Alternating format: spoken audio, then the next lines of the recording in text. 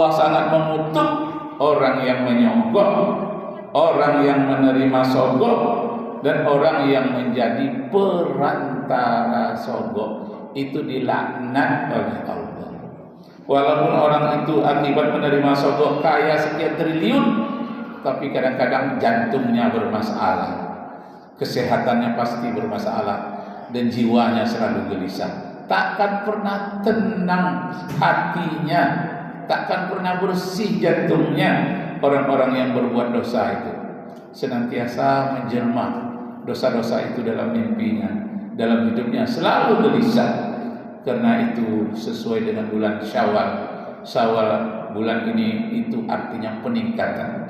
Mari kita tingkatkan rasa ketakwaan kita, kehadiran Allah, dengan takut terhadap azabnya, apakah kita sendirian atau sedang beramai-ramai.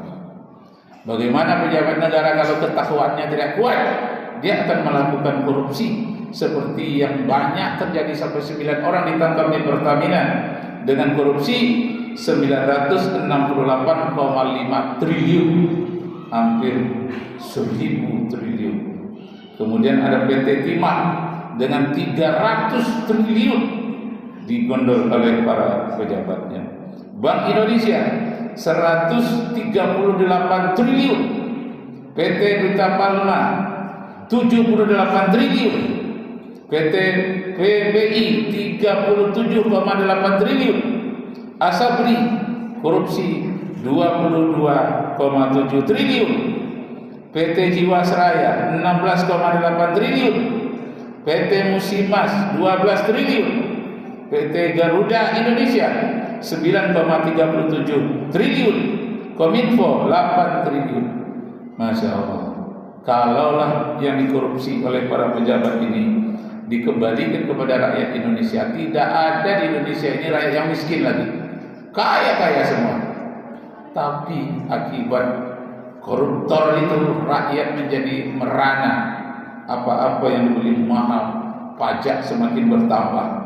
Para pejabat yang mengkorupsi uang negara, hutang semakin banyak, tapi rakyatlah yang menderita, membayar melalui pajaknya dengan berganda, dengan bermacam-macam jalan.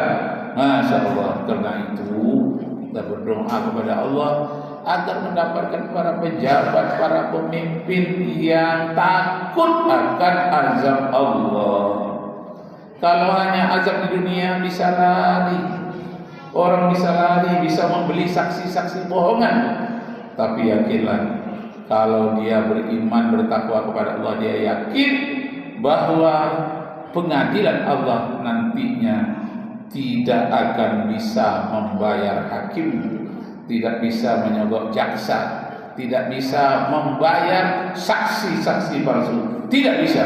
Semuanya lengkap rekamannya, tak bisa disogok apapun di hadapan Allah Subhanahu wa taala. Dalam Al-Qur'an dikatakan, yauma yaqumun nasu lirabbil alamin. Pada hari pengadilan Allah nanti seluruh manusia berdiri di hadapan timbangan Allah Subhanahu wa taala. Tidak ada seorang pun yang bisa mengelak.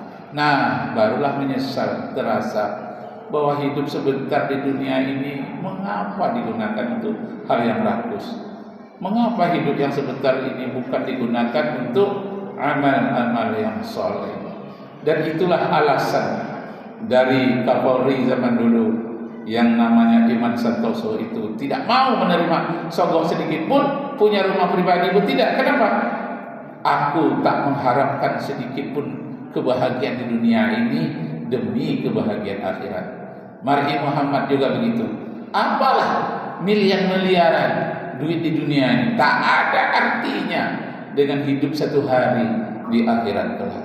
Begitu yakinnya akan akhirat. Walal akhiratu khairul laka minal ula. Kehidupan di akhirat itulah yang jauh lebih baik daripada kehidupan di dunia ini. Masya Allah. Kalaulah seperti ini, pemimpin-pemimpin kita mau jujur kepada Allah, jujur kepada diri sendiri, insya Allah tak akan menyesal di akhirat kelak. Dia akan menerima pahala yang tidak sedikit jumlahnya. Kalau tidak, pasti menyesal dengan ucapan ya hasratana, alangkah menyesalnya kami ya Allah, ala ma farratna fiha. Rupanya hidup sebentar di dunia ini, kok sia-sia ya Allah. Ala ma farratna fiha, kok sia-sialah umur kami selama hidup di dunia. Wa hum yahmiluna awzarahum ala zuhurihim, mereka yang menyesal itu kena dipaksa menggendong, menggundukung, memikul dosa-dosa mereka di atas punggung mereka sendiri. Beratnya tidak kepalang tanggung. Lalu dia katakan, kembalikan kami ke dunia ya Allah, walaupun sebentar akan aku infakkan seluruh hartaku yang ada itu. Tapi terlambat sudah. Kalau sudah nyawa dicabut, tidak ada lagi waktu untuk berzakat, berinfak, bersedekah. Tidak ada waktu lagi. Karena itu sebelum waktu itu sampai, marilah kita koreksi diri kita sendiri. Kita tingkatkan, jangan sampai menyesal besok di akhirat. Ya hasratana ala ma farratna fiha wa hum yahmiluna awzarahum ala zuhurihim ala sa'a ma yazirun. Oh, besarnya penyesalan kami ya Allah, sia-sia rupanya hidup kami di atas dunia selama ini, dan mereka dipaksa memikul dosa-dosa mereka di atas punggung mereka sendiri. Alangkah malangnya nasib para koruptor, alangkah malangnya nasib orang-orang yang hasad, yang dengki, yang tidak ingat akan siksaan Allah yang sangat pedih.